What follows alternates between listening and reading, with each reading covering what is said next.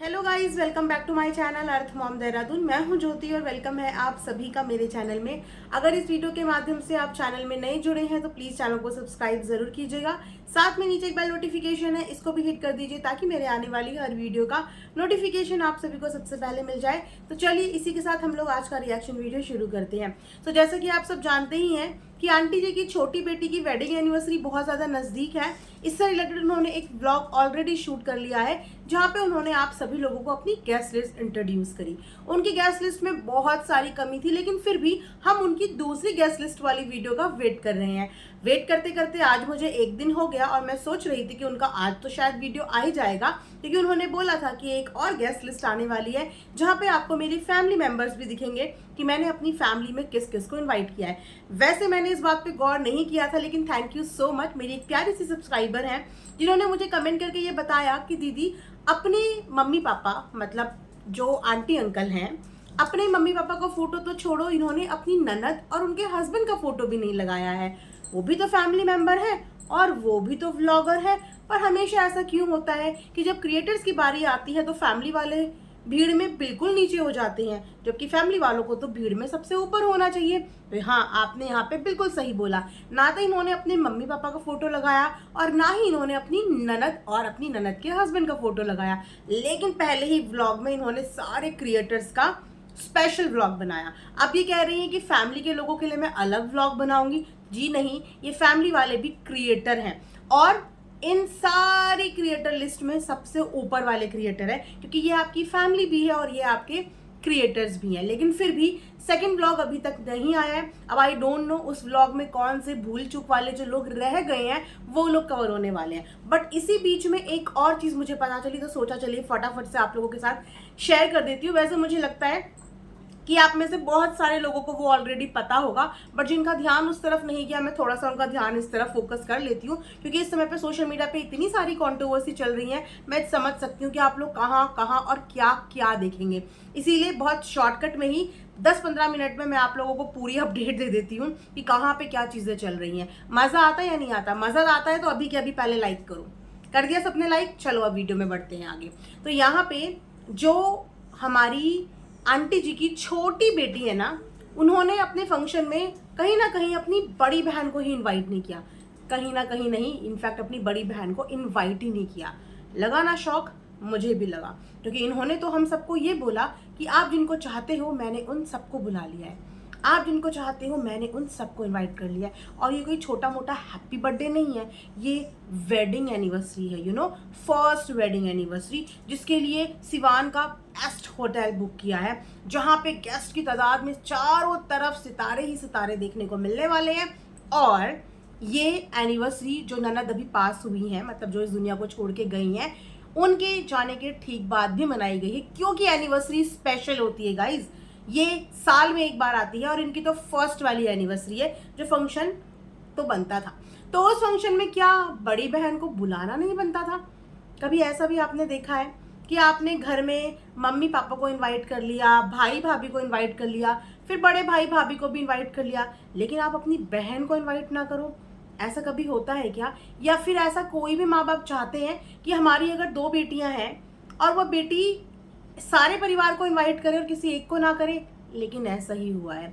जब सुचिता ने व्लॉग डाला कि मुझे इनविटेशन आ गया है, सबको ऐसा लगा उनका टाइटल और थंबनेल पढ़ के कि शायद इनको इनकी छोटी बहन का इनविटेशन आ गया है। सब लोग कहीं ना कहीं, जो न्यूट्रल ऑडियंस होती है, जो चाहती है कि हमेशा फैमिली वाले बैलेंस बना के रखें, या जो इनकी छोटी वाली बहन को भी प्यार करती है, वो लोग भी बड़े खुश हो गए कि चलो इन्विटेशन आ गया, देखते हैं अब क्या होता है।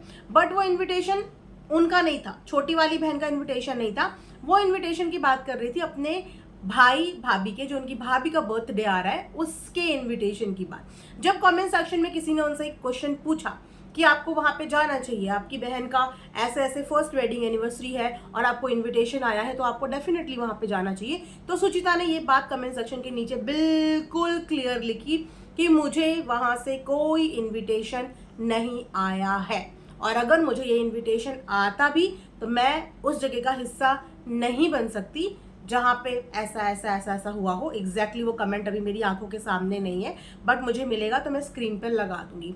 सुचिता की ना एक बात बिल्कुल मुझे सही लगती है, सटीक लगती है कि वो चीज़ों को ना गोल गोल जलेबी की तरह घुमाती नहीं है।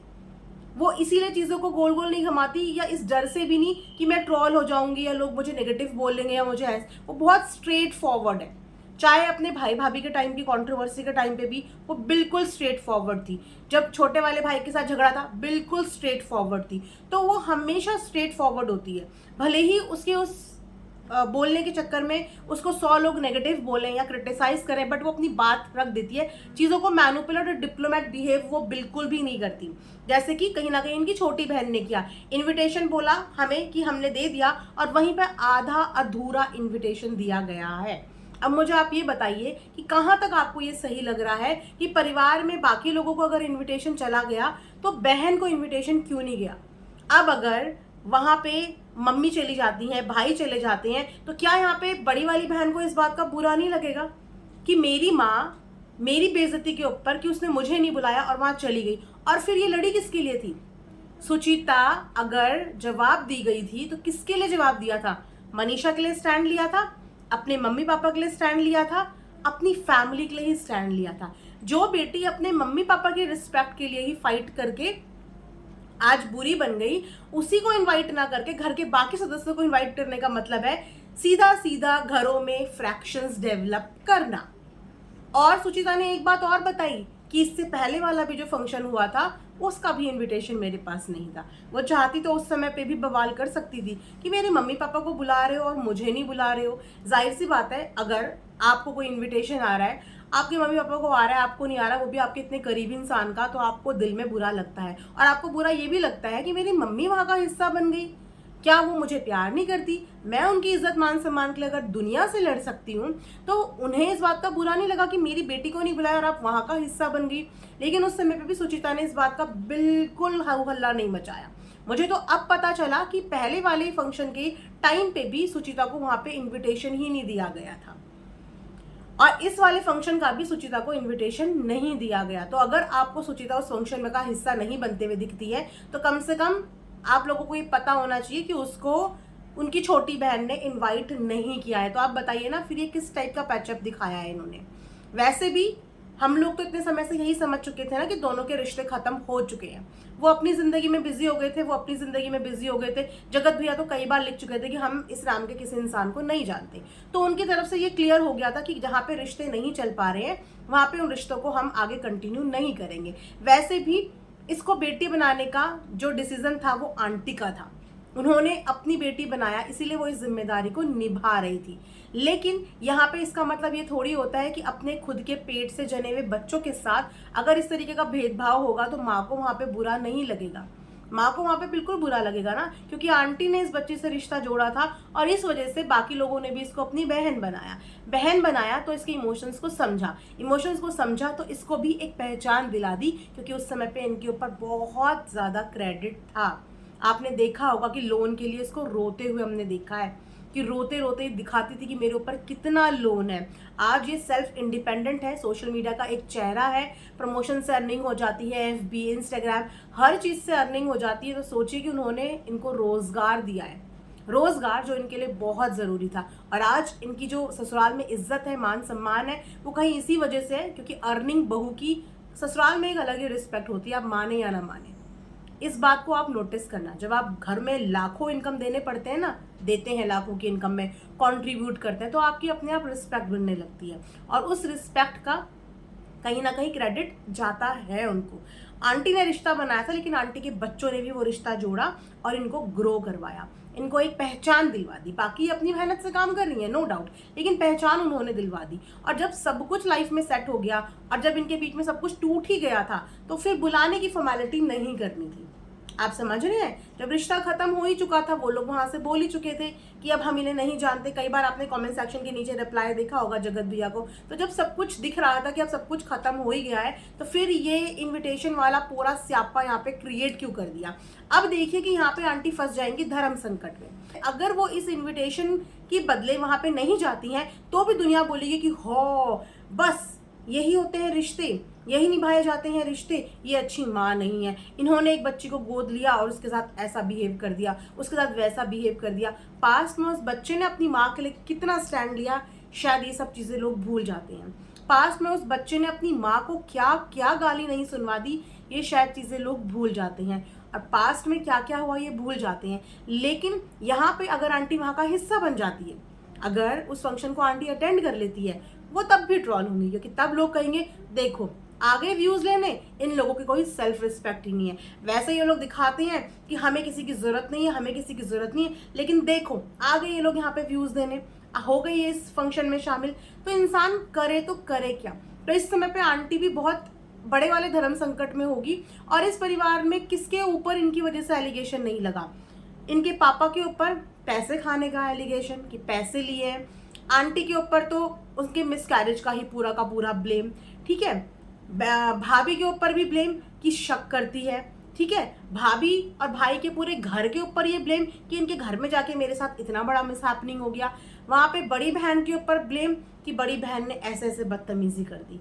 तो सारे के सारे फैमिली मेंबर्स के ऊपर ब्लेम का भर भर के टोकरा है, कोई एक भी नहीं बचा है ब्लेम से। तो आप बताइए कि वहाँ पे इन्होंने इनवाइट करके क्या सही किया, इन्होंने बॉल उनके कोर्ट में डाली है, और उसके बाद आधा अधूरा इनविटेशन दिया है, आधा अधूरा इनविटेशन, घर के आधे सदस्य को इनवाइट करा है और घर के आधे सदस्य को इनवाइट नहीं करा है। और यहाँ पे सुचिता इस बात को समझ रही थी, उसने कहा था मैं ये बात पहले वाले फंक्शन में ही समझ गई थी कि अगर आप घर के बाकी लोगों को बुलाओ और अगर मुझे ना बुलाओ तो क्या ये घर के बीच में फ्रैक्शंस डेवलप करने वाली चीज़ नहीं होती है। और सेम अभी भी ये हुआ है कि सबको इनविटेशन गया है पर सुचिता के पास अभी तक कुछ भी नहीं आया।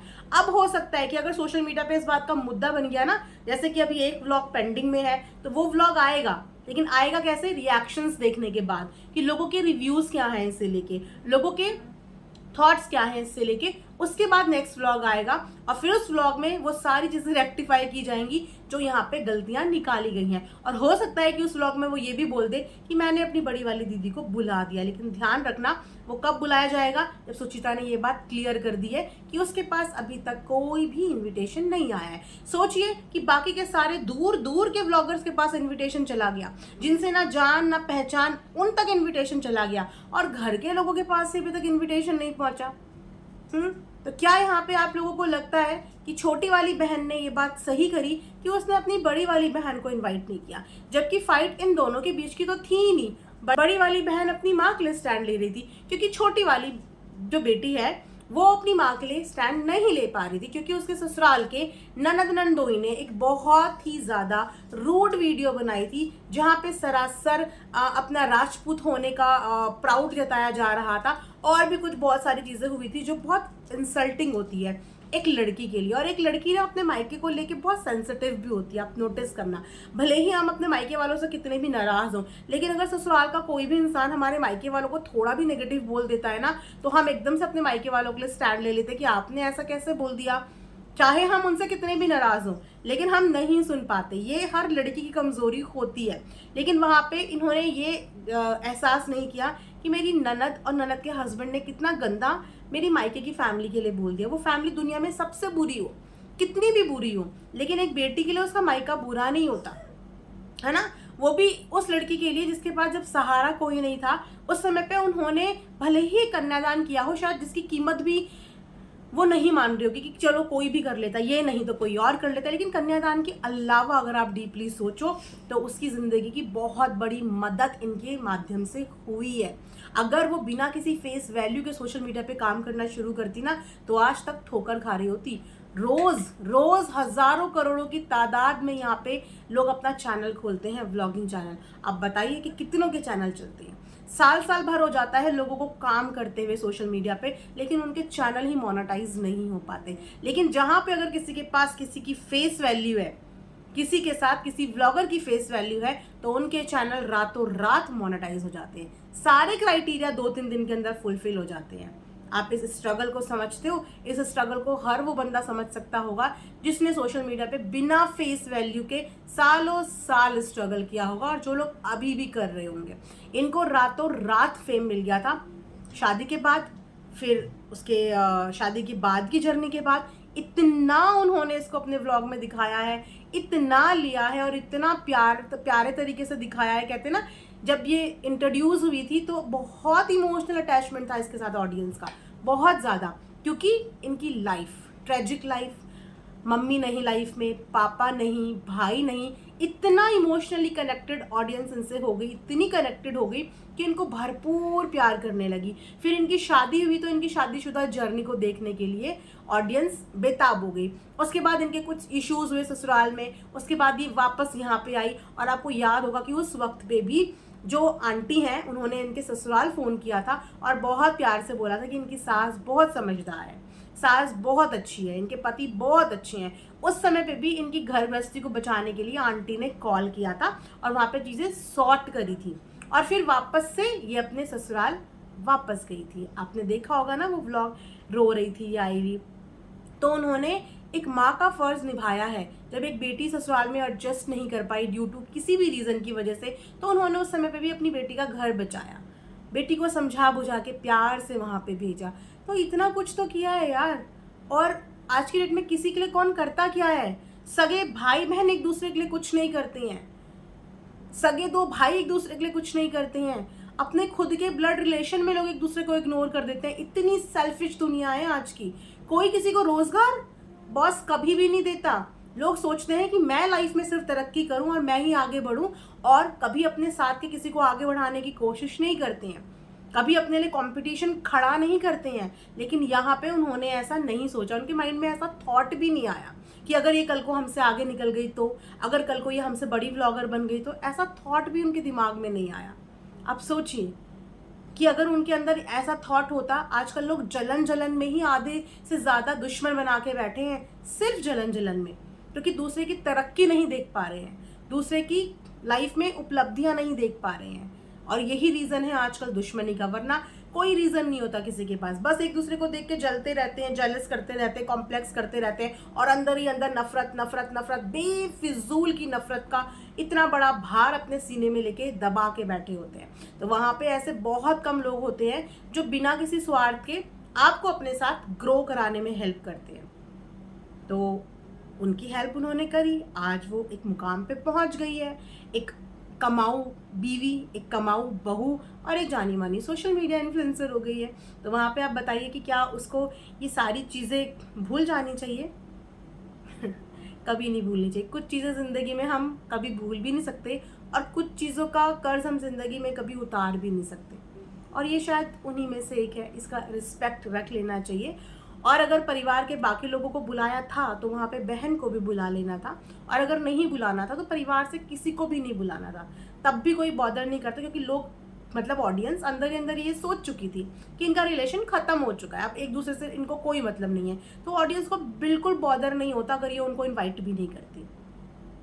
लेकिन इनविटेशन के बाद एक आधा अधूरा इनविटेशन, और उस इनविटेशन का आई डोंट नो क्या होने वाला है। आंटी हिस्सा बनेंगी या नहीं बनेंगी, कौन जाएगा कौन नहीं जाएगा, बिल्कुल इस बात का आइडिया नहीं है। देखते हैं आगे चल के क्या होता है। जैसे ही कोई अपडेट आएगी डेफिनेटली आप सब लोगों के साथ शेयर की जाएगी।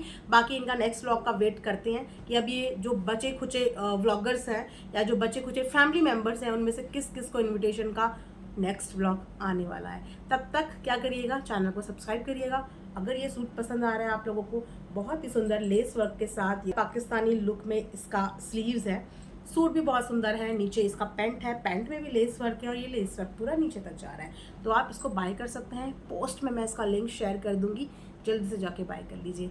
यहीं पे ये वीडियो एंड करते हैं। Thanks for watching earth Mom Dehradun.